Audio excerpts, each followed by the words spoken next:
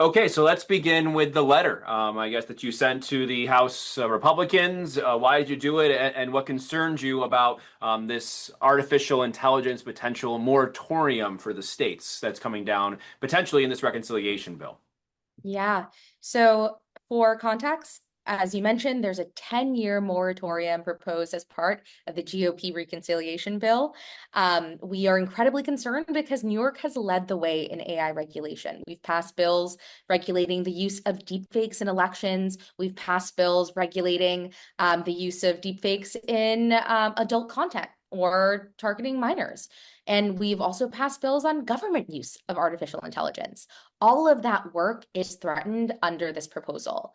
So we signed a letter alongside over 50 of my colleagues to the House Majority Leader to send a signal that we believe this is an overreach. And in the context of the broader reconciliation bill, this certainly is something that we think can be left out. Yeah, and you spoke to a bit, I guess, in the letter you could say of what sort of the impact could be. The language of it, I was reading that and it says unless that legislation removes legal impediments to or helps to streamline AI development, was an interesting provision. Is that also is that something that you've tried to work through or see like if there's a loophole there? I guess what that would be. I think because the language is incredibly broad, we don't know. And that's the scary part. When you're essentially cutting states' rights to regulate, you got to be as detailed and intentional. And you shouldn't be doing it, honestly, in some cases in the first place. Certainly not in the context of AI. We know this technology is rapidly developing, and no one can say where it's going to be in 10 years. So no, it's not just regulating the development, but it's in our case looking at how we regulate the use cases. Our legislation doesn't get in the way of development, but it certainly provides some safety and guardrails on how and when this risky technology can be used. Yeah, you mentioned the 10 years, and that's a long time, and especially in this world, which we've seen it already advance. You see every single day new iterations of chatbots, or you can say the learning and what they're doing when it comes to that. I guess that I think is the most impactful part. What could it look like in 10 years without some of the measures or even the awareness that you could say that you know what I mean? I think that's probably something that's also on the radar. Absolutely. Absolutely. And I'm happy you brought up chatbots. In this year's state budget, we helped negotiate through and pass new language on companion bots. And companion bots are essentially those bots that are developing intimate relationships with, at this point, oftentimes minors. And we've seen the real risk of that recently in cases like what happened in Florida, where unfortunately a young man committed suicide.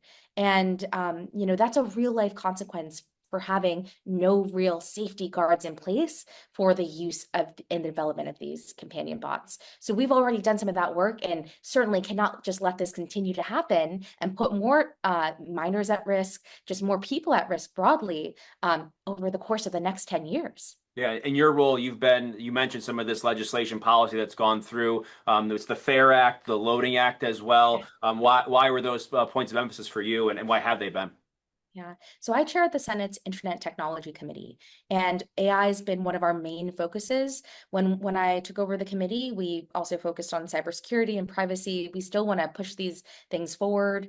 But with AI, we thought it was important to start with protecting our democracy. So FAIR Act is deepfakes in elections, and then continue that work by regulating the public sector. So not only our democracy, but our public, of course, our public state operations.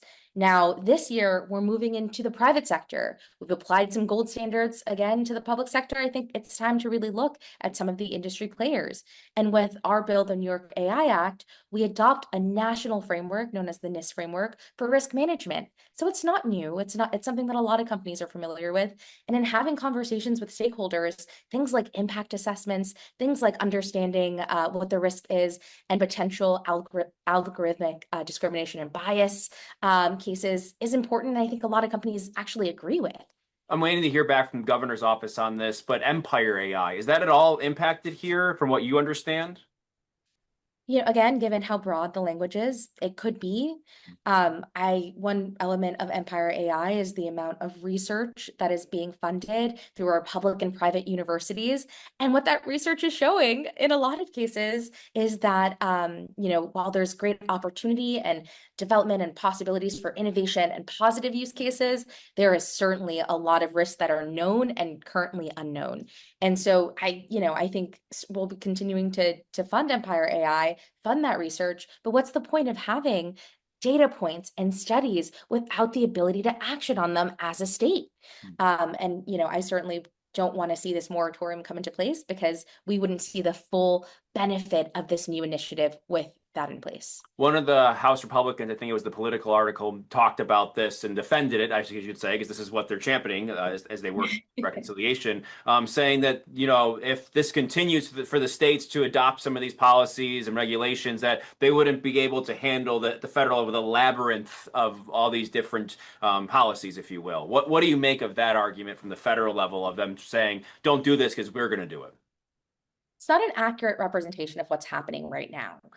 I'm a part of the National Council of State Legislatures task force on this. I've been part of multi-state working group efforts. We're looking to get rid of that patchwork and ensure that we're streamlining a lot of our approaches.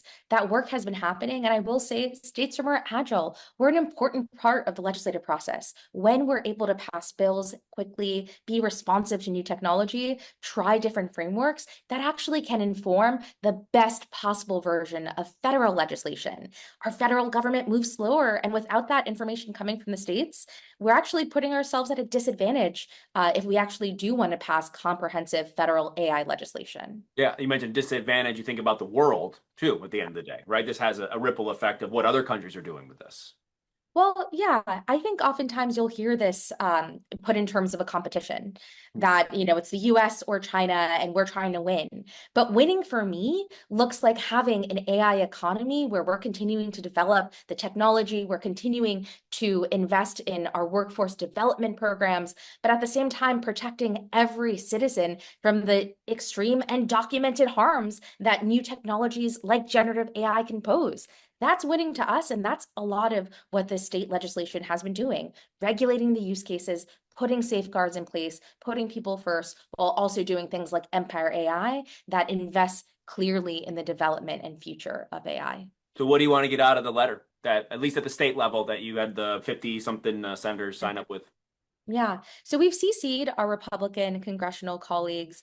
I think what we want to get out is two things. One, that there's consensus on this issue. It's important to us that New York, is certainly paying attention to even this very small piece of a larger reconciliation bill.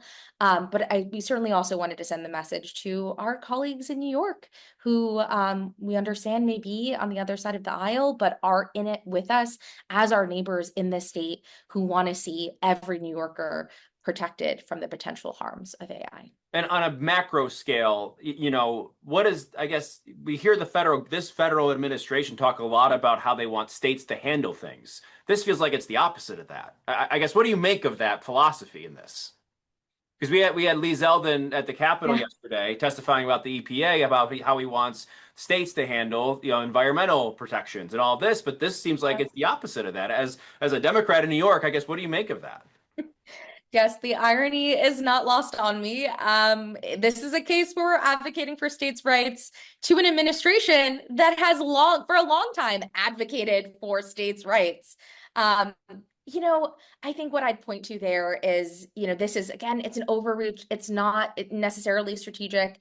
But I will also point to the bills that we've passed, like the government use of AI bill. It had bipartisan support in the state legislature. This isn't something that is necessarily Democrat or Republican. It should be something that unifies us. Yeah, and I think one of the provisions in the budget also was bipartisan this year, right? Yes. With the I think it was the exploitation with children. I think it was one of those. But yeah, I think that was also an element there. But yeah. Okay. Well, thank you so much for the time. I appreciate it. As always, we'll talk to you soon. Absolutely. Thank you.